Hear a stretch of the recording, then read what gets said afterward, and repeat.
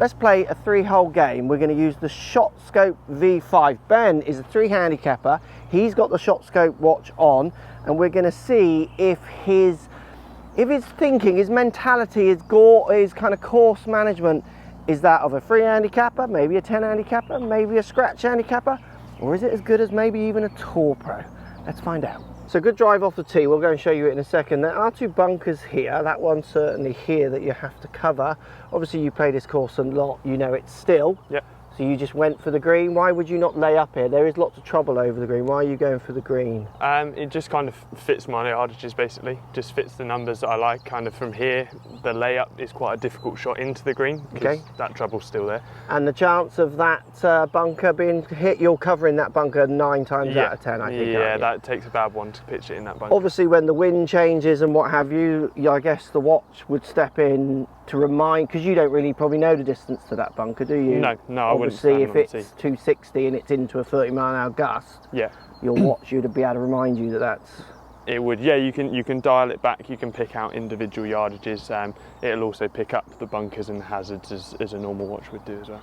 So, simple par, Ben. Happy? Upset? What's your thoughts off that hole? I'll take that. The drive left me in a tricky little place there to make up and down, so I'll take a par.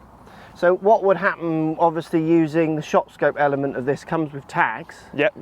Is you would see that your drive you would gain. Yeah.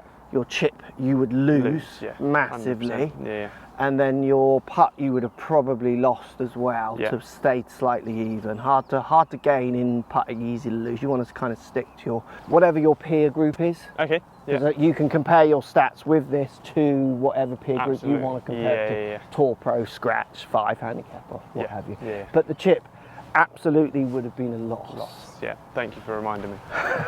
So 157 middle, you know that's not the middle pin, it's actually at the front, so you can actually move it on your little oh yeah, I like that. So you've got the curve of perfection. Yeah, exactly. So this little number here, the 133, I can shift that up roughly to kind of either where I think the pin is or which is what yardage? So I reckon we're looking around about there, that 147 to 150.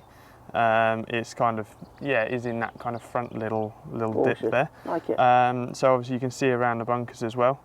And you've also got the, you can change the pin as well. So that moves around on the green. Give you a pin yardage? Yeah, so rather than the middle number, if I can move this around, I can select roughly where I see that pin on the green, and it'll adjust that middle number throughout the hole to that number. What club you got then? I've got a pitching wedge. Yeah, I've got a pitching wedge. So the only thing we did learn from that, which I don't know if you brought into account, is it does bring that bunker into play if you play this yardage. It does, and I'm feeling a little breeze that's making me a little bit nervous now. Would you equate for that in your clubbing? So you still hitting that yardage, or would you then push on to the middle of the green so then that bunker's not in play again? I think... Knowing that you're going to be 15 to 20 foot past with a decent shot. Yeah, I reckon so, especially if I've got a card in my hand. I mean, this is the 16th round here, so it's kind of coming down the stretch.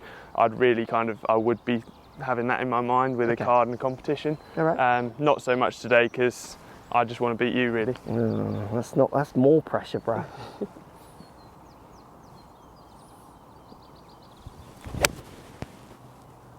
Yeah, good shot. Oh, and you have gone up the left side there. A little high, might not.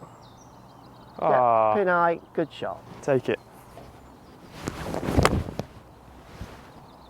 Bit thin, might need to just fly a little. Yeah, little short.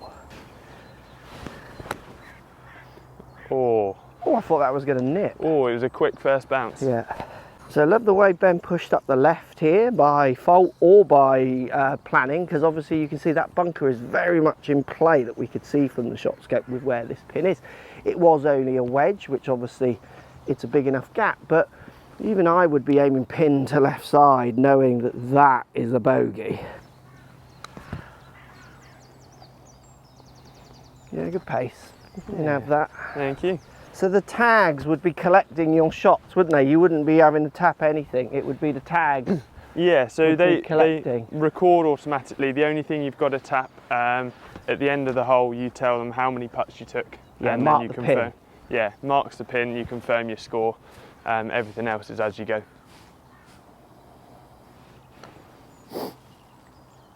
Oh. Cool. It's a good roll.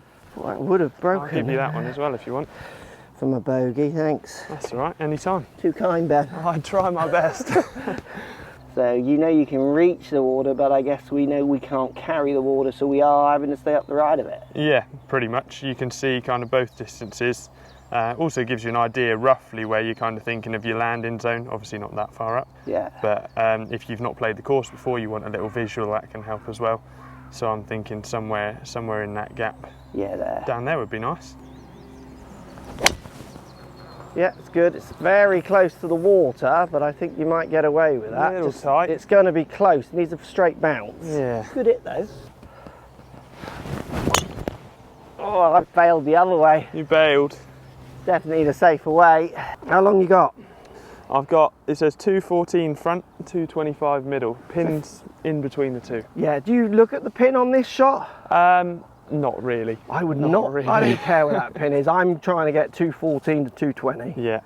Now he is very close, so definitely could have aimed further right. You're lucky you got a straight bounce here, or you would have been in. It is tight. The bail is the shot. What club have you got? I've pulled a 4-iron, which I'm slightly regretting having seen the lie, but okay. I'm here now, so. Go on then.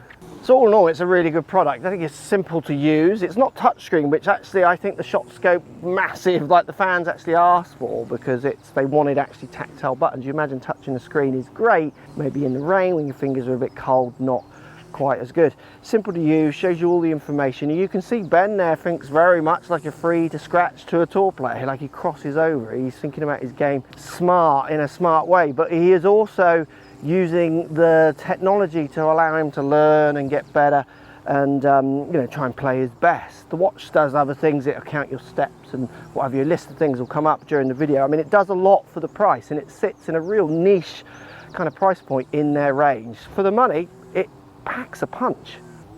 Sorry. That's the wrong. You're meant to go in there. Oh dear.